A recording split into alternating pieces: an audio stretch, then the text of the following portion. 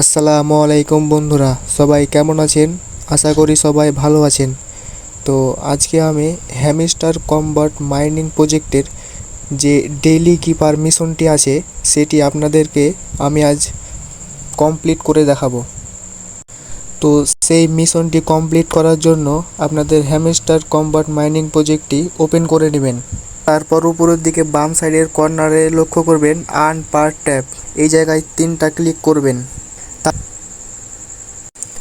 তারপর একটা ক্লিক করবেন, তারপর 2বার চেপে ধরে ছেড়ে দেবেন।